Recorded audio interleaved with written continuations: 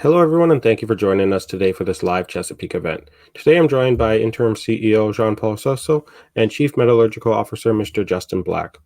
I'll hand things over to JP to begin the presentation, and then we can jump into the Q&A. If you have any questions, please submit them in the chat box, which can be found in the bottom right corner of your screen. As a reminder, this event is being recorded and will be made available shortly after we conclude. With that out of the way, Jean-Paul, the floor is yours. Thank you so much, Kyle. I'm really happy today to share with everybody an introduction to Justin Black. We prepared a couple slides here to go through that talks a little bit more about the technology and really highlights Justin's experience with the technology and how much it's come along over the last few years. So just to start off, here's a couple of cautionary notes. It's the same as in our corporate presentation. If you want to take a chance to read those at some point, make sure you do so. We'll be making forward-looking statements. So this is kind of a high level. Everyone's seen this before, a summary of Chesapeake Gold. The main purpose of our conversation today is about the technology, but we do have Metates and our Lucy project as well that are very exciting projects within our portfolio. But we really want to talk about the potential of our technology and how Justin's going to help execute on this strategy. So first of all, just a high-level review of the technology, just for those that have not heard this before.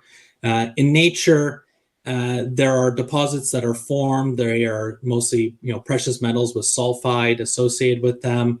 Those sulfide precious metal deposits, over hundreds of millions of years through natural processes on Earth, those sulfide deposits start to transform and to convert from being sulfide rich to being oxide rich.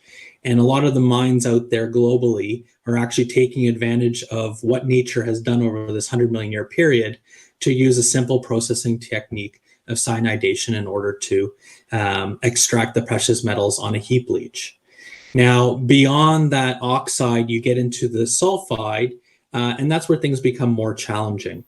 And the options that we have available technology-wise are very limited, and they're usually really cost-intensive.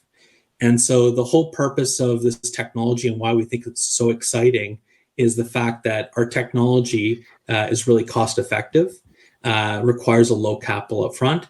And basically what we're doing is mimicking what nature has been doing over this 100 million year period and doing it over months. So basically we're transforming sulfide material or sulfide ore into oxide ore that then can be put on a heap leach and we can recover the precious metals. So as I've said before, there's been a review by McKinsey & Company. They've reviewed all the deposits that are out there globally around the world, and they estimate 2.6 billion ounces in situ of reserves and resources in gold that's out there. And of that, 1 in 4 is considered sulfide or considered refractory. And that amount has basically been locked in the ground unless under the certain circumstance where they can use the old style of technology to then extract it. But most cases, those deposits sit in the ground. And their estimation is about 580 million ounces have been stuck. And if you just multiply that by the $3,000 gold price, which we've been seeing over the last year, you can see that is a $1.7 trillion market. So this is a very exciting market that's out there that has not been really tapped. And the other exciting part of it is because it's so challenging to actually process this ore, it's been left in the ground. And so it's been high graded. And all the non-refractory types have continued to be mined, found. And the grade of those deposits has been declining to about an average of 1.21 grams, whereas these refractory type deposits are much higher, almost double the grade at averaging about 2.25. So that's a lot more margin to work with regards to our technology and getting more performance out of it. And so why is this important? This is important because technology really transforms the way we look at metals and the way that we look at the market. And Chesapeake in 2020 acquired this technology, brought it in. Last year, I went to the company that held the underlying license, which is Highcroft. I was able to terminate that license, bring in their portfolio of patents, and patent applications into Chesapeake, thus consolidating the technology in Chesapeake. As you know, I've always said we're the authority of the technology. We have some of the forefathers that are on our board or working on the technology. And this is where Justin Black comes into play. It's been, I guess, a little over 3 months now. I've been working with Justin. He was a significant add to the team and an important individual that has actually worked on this technology under the Hycroft umbrella, and can share a little bit more about both his background now and also what had happened at Hycroft and what they had done there. Yeah, thanks, JP. Yeah, I think it's been almost 10 years now. I've been kind of evangelizing about this technology. I just realized it, and it was even a little longer than that. I think 11 years that the first column testing this method was put into operation at the Hycroft site. And a little while after that column came down and the initial good results came through, so when I went down to site and helped Randy Buffington and Arta Brado launch a really huge column program where we did over 100 columns in their lab, which, we worked with some of the labs in the area to get that third-party verification. And when we had a lot of positive results out of that, we scaled it up further. We took over some of the old equipment at the Merrill Crowe facilities and turned carbon columns into giant column tests. And again, we had good results, so we invested and built test pads, 150,000 tons at first, featuring 3 different domains at Hycroft. And again, took 20% recoverable material, and after oxidation, produced gold at 80 or 91% recoveries, depending on the domain. So we just saw continued success as we scaled up the technology. With any new technology, there were battles to fight and there were struggles, but we learned from those and continued on. And I think we ultimately processed almost 1 million tons of ore, refractory ore, that was really low recovery expectations, using this method on the pads built at Hycroft. And I just assumed I'd be up there helping them run that for years and years. And then 2020, we ran into COVID, and basically the whole technical team kind of broke up. It was hard to keep everyone together. Randy had to leave for personal reasons. I left for COVID. I was a here and away again type.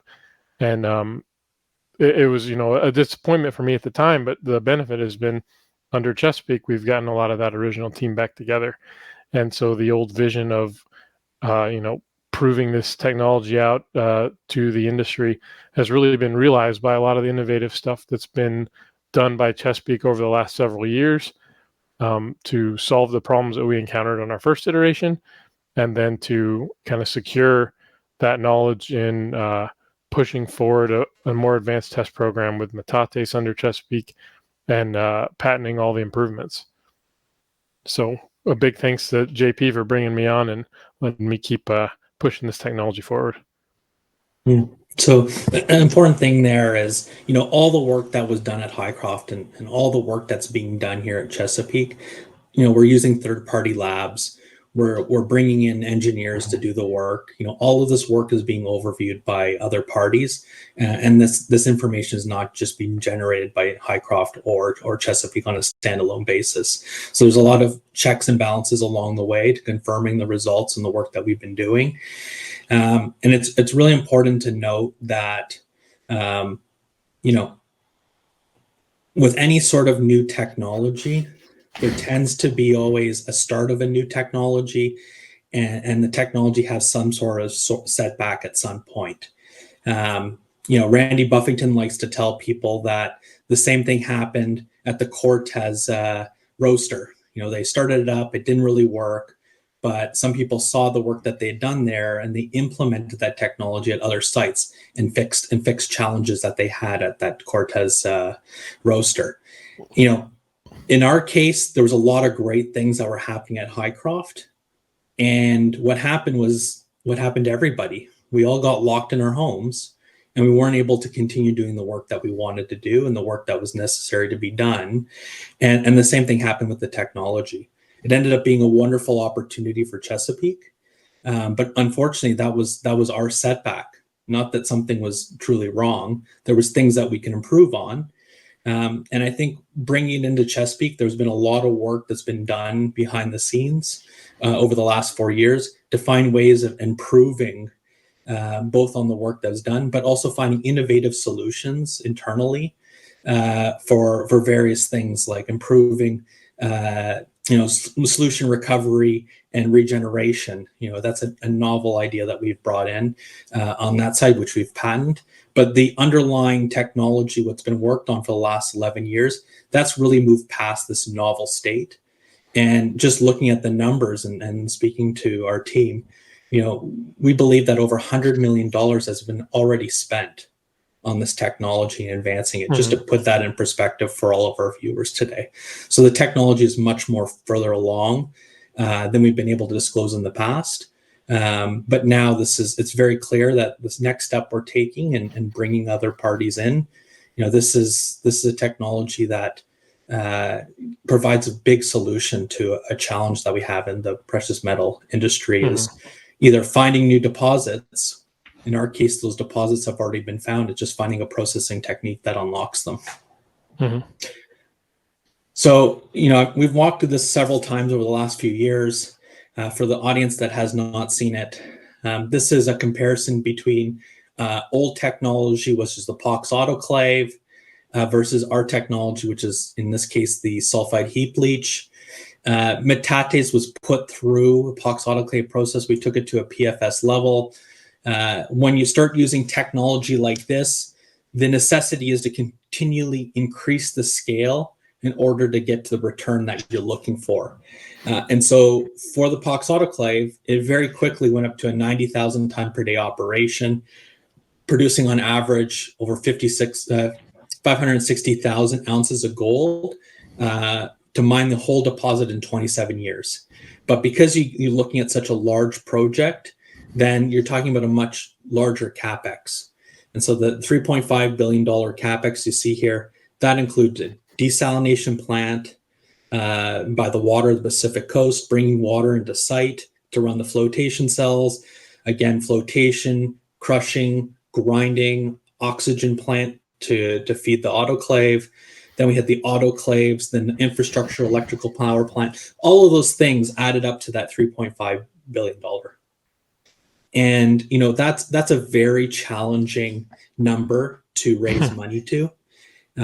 For a small company, even for large companies, it's a big risk to take that on. Thankfully, our chairman and CEO at the time saw that there needs to be another solution, and that's really where this technology is coming. So same deposit, nothing's changed, only looking at a quarter of it. This is a starter 15,000 ton per day operation.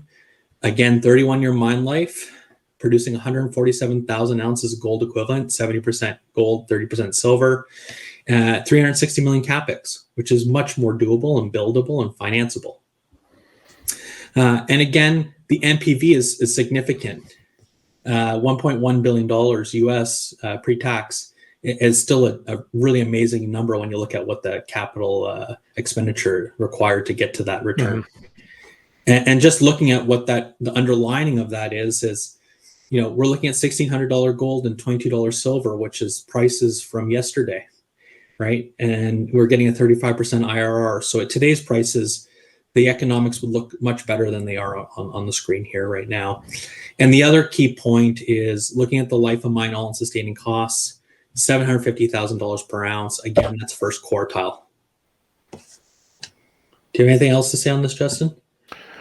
No, just a lot of great points that, you saw it on the kind of financing side, and I saw it on the consulting side, where you build this great project or engineer it up, and then you see the sticker price and you go, oh, it's too bad we're not going to be building that. And so $3.5 billion pretty often fell into that range. There weren't a lot of projects we built that were that size, but the 360 million range, that's doable. And, the more exposure we get on the technology, really it's going to look like a very low risk, very high return project. So it's exciting for Metates specifically. Okay, this is the key update that we had late last year. And this is, we've been working on this. If you remember back, we were looking at ways to increase the rate of oxidation We had found one way that a certain regime of our solution, the concentrate crushing, gave us a much faster oxidation rate. And so we had taken that and we had set up columns that went to certain day periods in order to build the chart you see. So the first one, 0 days, again, that's not using the technology. That's just straight up running it on a heap leach with cyanide. And all we could get in that case was 33% of the gold and 35% of the silver, which basically confirms again that this is a refractory deposit. Once we put the technology on, 126 days of the technology, then we're able to achieve 50% gold recovery. After 146 days of the technology, now we're up to 60%. And then finally, just over 200 days here, we're achieving nearly 75% recovery. So that's a doubling of recovery. And that is just the technology transforming that sulfide material into oxide material, which is then amenable for cyanide recovery. Just quickly on this one, we took the material that was already oxidized and then we zoomed in and had a look to see. And a lot of people ask, can you show where the technology is working? The top right picture there is marcasite again. That's iron and sulfur, which you see in the chemical formula under here. We found a similar crystal. You can still see that, and I'm holding one up too, that radial pattern with the crustiform on the outside looks just like the picture. At the end of the scanning electron microscope, there's a little XRF gun that can tell you the exact chemistry. And you can see again, all we got back on the 3-point shot was just iron and oxygen. So the sulfur has been stripped out by the technology, and oxygen has come in and replaced it. And so this is hematite, which is the oxide form. If there's gold in there, then we'd be able to recover. The term that people use normally, commonly, it would be rust. So this has been rusted out. The next one is our massive pyrite down here. Kind of looks like the one I'm holding up again. Again, there's little crevices and cleavage planes in there, and the chemistry goes down it and eats like worms into it. And where you have this high reflection, the lighter parts, you can still see that the pyrite still exists and hasn't been fully consumed. But in between where it's darker and black, you can see that oxygen has replaced those locations. Again, this shows partially transforming. And if we would leave it underneath the system, I'm sure we'd continue that process to eventually be fully transformed into an oxide crystal.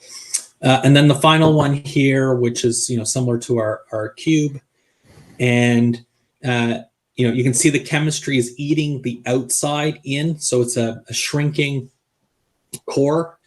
And you can see the cracking form, just like when you look at your car outside that's been outside, all winter for a few years, you start seeing the rusting and cracking along the outside. The same thing is happening here. So it's rusted and cracked on the outside. It's hematite. And then the center, we still have the pyrite crystal. And then there's that pre-existing crack there where you can see it preferentially eating down. And what's interesting is you actually see that dark shadow along the edge. That's where the transition's actually happening, where the actual sulfur is actually being stripped away from the pyrite crystal and oxygen's replacing. So this is the next, trying to get a better understanding of how this would work in the field or at the lab. And, Justin, why don't you walk us through this one? Definitely. So what we've got on the right is just your typical pit. That's kind of the life of mine pit for the study that was done in 2021. And from that pit, it conveys to a crusher. And then the crush target we're going for is, we'll say, around 1/2 inch. It depends on the deposit. Metates, I think we're looking at 3/8. And after crush, it goes to a heap oxidation pad, which is essentially just a leach pad where your ore will sit for a short period while it's going through the oxidation process. And now we say short, but it could be, up to 6 months, depending on what the deposit shows. And in the lab, we've been speeding that up. But essentially, it goes through the oxidation process. And once that's completed, it'll be picked back up and shipped to the leach pad where normal cyanidation occurs. And everything from that point on is just like a typical gold heap leach, which is pretty much the easiest way that a commercial company or industrial company is making gold in the market. So there's really only that one added step, the heap oxidation pad and the ponds associated with it. So showing this kind of overview to people that are familiar with development of mine projects is, that doesn't look like such a big step compared to adding a mill, flotation, some type of oxidation process at the end, and then maybe tailings facilities. It's a lot easier pill to swallow, especially when you look at the capital number. And the on-off pad isn't something that's another new technology we're tacking on. It's used in the industry. Famously, it's used by Spence for some exotic copper oxidation, and so we've got a similar model in mind for how it would be done. But really, it's just a matter of buying some special conveyors, which isn't too big a leap. Yeah, the interesting thing, and you just brought that up, Justin, is when you look at someone that's producing today, and they've been mining the oxide for plus 10 years, and then they hit this sulfide boundary, and now they're stuck. So they're looking at closure costs, reclamation costs, and then 100 years of water treatment costs. They see all we need to do is add that little blue rectangle there, and the operation can continue. So it's not a big jump, but it's a wonderful opportunity to keep things going and keep things moving, and that's really something that excites groups that have a similar situation as I've described on looking at our technology as a viable solution. Yeah, and as a kind of longtime operator, it excites me for the communities that are often built around those mines. When you've got a deadline, and we're out of ore in 27. That's the plan, and something like this that can open up for years more, maybe decades, is an exciting thing for communities and small mines everywhere, I think. So the next slide basically is highlighting the environmental benefits of the technology when comparing it to traditional techniques. Again, these are not our numbers, as I've said in the past. These are from a sustainability report from 2023 from Barrick. Pueblo Viejo is a POX autoclave in the Dominican Republic, and then Veradero is in Argentina. The only real difference between these two projects is the processing technique. They use very similar size fleet, very similar when it comes to the mining operation, but the only difference is processing. And you can see here, and you'll remember earlier in this discussion, is you going down the POX autoclave route, you need to have flotation. You crush, you grind, and then you float the sulfides. Well, the flotation part requires water. For Metates, we needed a desalination plant to bring that water in, right? That's been removed. There's no flotation.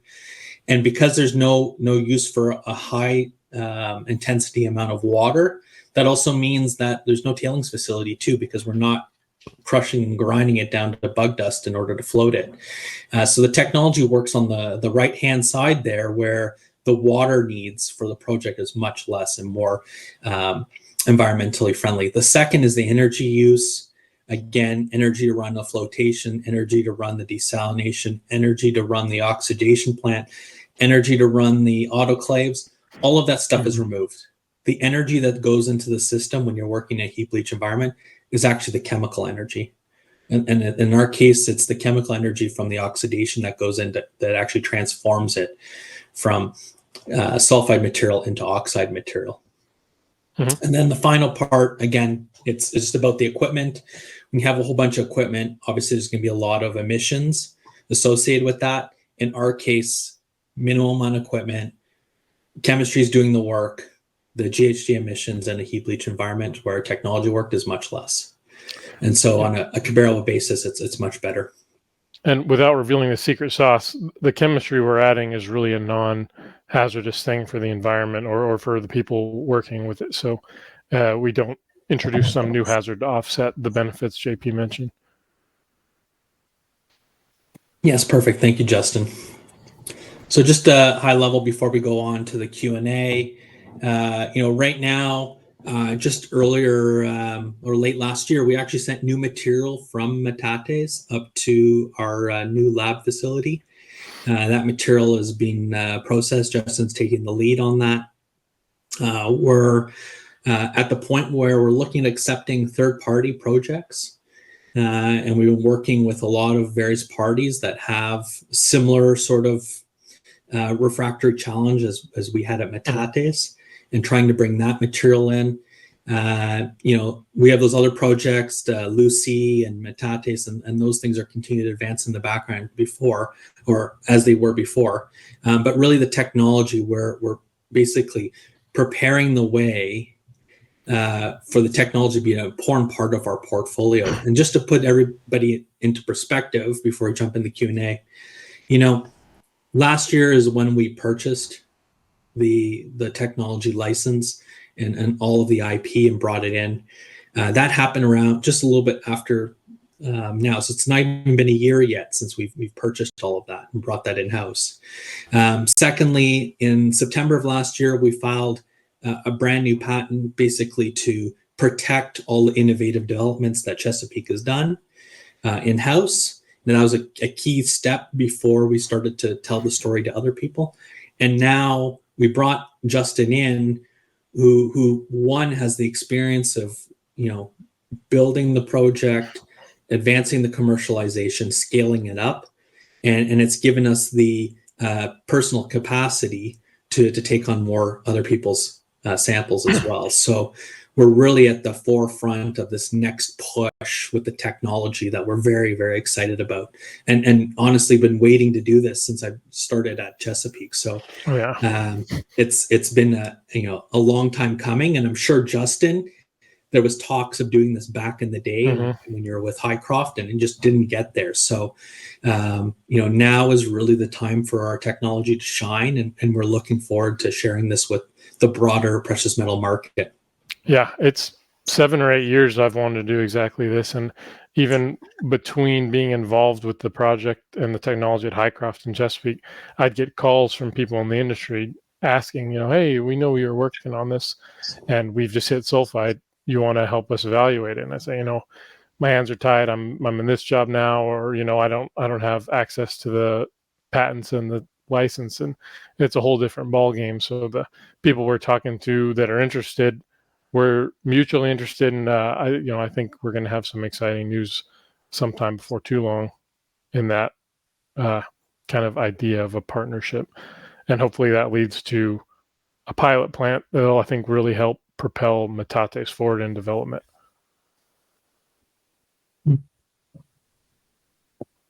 So Kyle, you can open up the questions now. Sounds good. Great presentation, guys. We'll get into it here. There were some pre-submitted questions I'll tackle first, but yes, please feel free to submit your questions in the chat. First question, can you provide any further commentary on the departure of Alan Pangborn and how this transition might affect the metallurgical direction of the company? Yeah, so as many know, I started off here at Chesapeake. Alan brought me in. Alan's been a mentor of mine and a friend. He got me excited, about the technology and about Metates, and I was happy to join him here. He had to step back just soon after when I first started at Chesapeake for personal reasons. He's remained on as a director, continued to guide me and guide what's going on in the lab. But as time has progressed, we've started to move away from, a lot of those innovative technologies I was talking about that we were working on that Alan was participating in, to now going to that next stage, which is commercialization.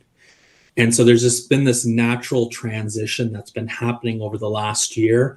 Part of it is showing with, Randy Buffington's involvement and Justin Black's involvement, as well as our QP Art Labrado. So these are the individuals that had brought up the scaling of the technology and the commercialization at Highcroft. And that's really where their strength is. Alan has done a fantastic job getting us to where we are. And the challenge we've been having is, our lab has moved from Vancouver, just in the background of the backyard of Alan, to down in Southwest United States. That's where they had more space, they had the equipment, they had the know-how to really take it to that next level with our new lab. Justin is just outside of the town, but just in Phoenix, outside of Tucson. Our QP Art is in Tucson. And then Randy Buffington is just in the state of Nevada. So really what's been happening is our critical mass for the technology has been doing the shift. and it's just been a natural process. And I think at the same time, Alan has also been getting involved in a much broader set of projects. I know he's a member of CDL. He's been involved in mentoring young technology developers in other areas of the mining industry, not necessarily processing. And so there's just been this natural transition. And Alan, right when he told me after he was planning to resign, he called me up and said, JP, I'm still the second largest shareholder. I'm going to hold you account for everything that happens. So I don't expect Alan to go away anytime soon. And I'm sure Alan still has ideas that he's going to be whispering in our ears. But at this stage, Alan's got a handful of things that he's working on himself. And we're so thankful for everything that he's done at Chesapeake over the last 4 years. So 4 to 5 years. So it's been really good. Mm-hmm. Thank you. And next question. While we understand there are plans to monetize the metallurgical technology, could you share any specific timeline milestones or potential industry partners you're targeting for implementation beyond Metates? Yeah, so when it comes to the timeline and the monetization, I'll talk to the kind of the monetization, then I can let Justin, talk about timelines. Mm-hmm. So there's really a couple different structures for this. And the perfect example is going into the copper space, because there's processing technologies right now that are advancing. What gets us exciting is the licensing fee pathway. That is, we'll partner with a company, we'll do some test work, show that the chemistry is actually amenable to the rock.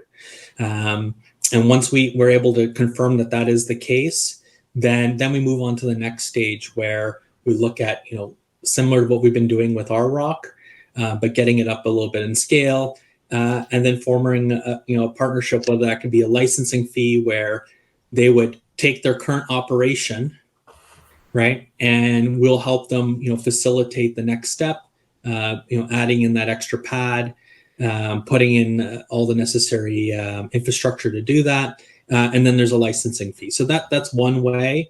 And there's examples in the copper space where that has actually been happening. And then the other is, there's certain projects that, for whatever reason, maybe licensing fee is not the best or the most ideal. Maybe they already have royalty agreements on their property, and maybe there's another pathway. And there could be, a part JV ownership or participation in some way in that project. Mm-hmm. And again, the copper space, I can point to a couple of deals that Newton has done. That's Rio Tinto's technology, where they have done that actually. So, those are the two routes. There's also projects that have been abandoned and orphaned, and those might be other opportunities for us to look at. But really, we're prioritizing opportunities where we can get this, fast tracked to showing the market the strength of the technology. And so that's one way where we're prioritizing all these projects. Mm-hmm. And like I've said, there's over 200 projects that we've identified where we believe the technology could be applicable. And we've narrowed into, a handful that we think are key within, a few states of where the test work is mm-hmm. happening, to keep everything quick. And Justin could talk about kind of timelines and how that fits into our schedule. Yeah, I've been very active in the last few months talking to my contacts in the industry, those that JP has. Everyone in our company is pretty well connected across the mining industry, and we have good understandings of a lot of the deposits in our immediate area in Nevada and Mexico, in a state in any direction. And so we have a list of about 200 names of projects that we like, and then we further prioritize. And several of those projects are in active talks with us to either they've already sent material to the lab or it's imminent. And then of those projects, essentially, we're going to prove out the technology with some amenability testing. And those that work, we'll talk to them about their next steps, whether they want to do a wider test program to support a 43101, or for us, we're really prioritizing the ones that are already operating, that have maybe exposed sulfide ore that they're mining around or leaving a pit closed, and look at kicking off a pilot plant with them on their facility, using our technology on their ore that, again, just kind of proves it works in a wider span than just Hycroft ore. It's been proven for 1 million tons. And we think that, not only will that open up an economic path like one of the ones JP talked about, but it'll help springboard into raising and visibility for Metates, because that's a big thing. It's not a new technology, but the story was kind of papered over a little bit during COVID, and I think we need to bring that back to the forefront so that people really understand what an opportunity this is for Metates and then the industry at large. Yeah, and one of the things that we're working on is creating a schedule where we're providing updates to the market more quickly. So as we bring other projects in, they're all going to be a little bit offset in the process, right? As many of our investors know, right? We'd say, oh, we're going to have an update on Metates' technology, and it'd be almost 9 months until the next update, right? We want to get them all and a little bit offset in the timing, so that updates are more regularly, so we can share more about how things are progressing with the technology instead of everyone just waiting until the next Metates update. Yep. So the Metates material in the lab was, it started last month. And so, several months for the oxidation and the leach. So results of those will start coming out. And then some of the partners that have sent material to the lab will be following. And I think for me, the big milestone will be maybe when we decide to talk about which partners have had great results in the lab, and then hopefully which partner we've decided we're going to pursue a pilot plant with. I think those are some big ones that are coming probably 26. Okay, 2026 potential pilot plant with potential partners. Any plans on a pilot plant for Metates? We've kind of put tons of material at the point where I think we're getting to 15 or 20 tons of material through the lab, and extensive column testing that does a good job supporting a metallurgical assessment, I think. So the pilot plant, I think we really want to prove it more at scale. And for me, it makes more sense to do it at an existing mine with infrastructure. It's going to be less of an investment to do the same thing, demonstrate the technology in the same way. And, we'll be able to show parallel lab results from anyone we pilot plant with, and Hycroft and Metates. And I think that the proof will be pretty evident once we've got a couple different places that have done it at scale, and they all have the same basic lab results. Thank you for that. We'll jump into the Q&A questions here. Some have already been addressed. I'm trying to weed out everything here. How much work / time will be required to complete a PEA when you're satisfied with the oxidation results? Okay. So we have oxidation results, and then the post-oxidation leach results that we expect to come out Q1, Q2 next year. And we've kind of got it in our plans already to be pursuing not a PEA, but a PFS in parallel. And so we only expect 2 or 3 months after we've got our oxidation and leach results ready to be able to take that report to market. Bruce says, my understanding is chemically oxidizing sulfides results in gypsum formation. Is this the case, and how is it dealt with from an operation / cost perspective? So this starts to get into a little bit of the secret sauce, but he's right. You don't want to form a bunch of gypsum and calcite in your pad and seal it up and prevent access for your cyanidation solution to the gold. And so our technology does a good job of avoiding that. There's a little bit of, there's no magic to it, but there's a little bit of advanced kind of scientific concepts that we'd have to get into that probably reveal more than JP would probably disconnect me from the call halfway through. So I'll have to leave it at that. But it is a good point. You don't want to form gypsum, and we don't see that in our results over the last 10 years. We know that it's a potential problem, but we don't experience it. No worries. So he has a follow-up question here too. How do organic carbon and antimony influence results and operating costs? Fair question. We haven't run into any projects where we've had organic carbon or antimony present in significant enough quantities for us to know. one of the things we're doing in this rollout to the industry is we are looking at a little bit more diverse bodies that usually they have gold and they have the sulfide manifest, and we think the deportment probability is gold in the pyrite. Some of them also have copper. Some of them may have antimony, and so we're going to see how the oxidation plays out with those. But right now we have a large number of options that we can test with that don't have organic carbon, antimony, copper, any of those other elements, that would give us plenty of good options for projects to work with as a partnership or royalty.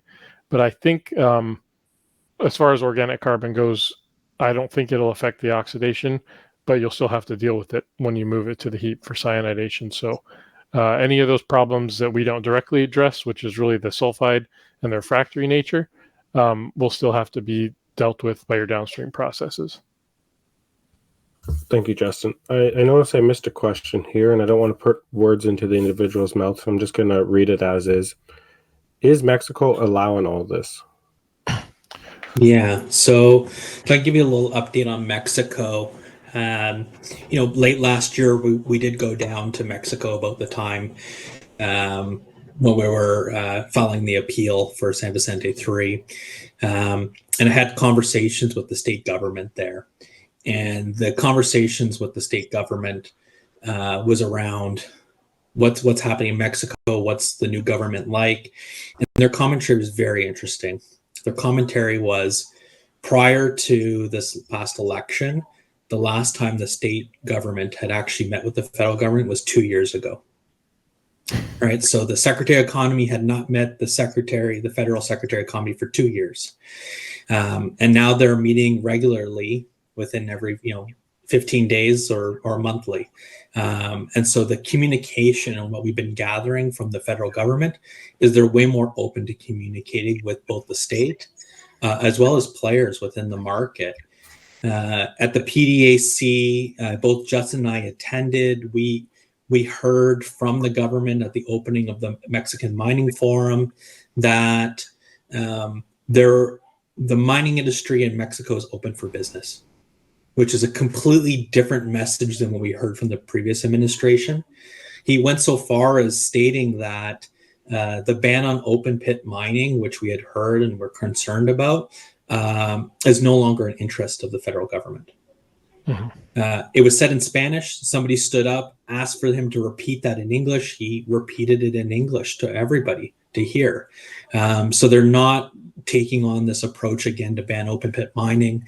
They're being more open to mining in general. I did a talk here a few months ago, Kyle, with you, highlighting all these benefits. But again, just for everyone's sake here, there's La Preciosa project that's owned by Avino that got its permits to go underground. There is the Alamos project, Metates, the underground expansion that was permitted.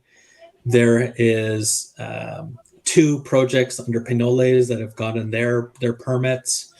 I can say that I've heard about 37 different exploration permits have been granted to companies in our industry. Again, all of these things were really challenging in the past to get, but it seems like the new government is way more open to advancing the mining industry and being supportive.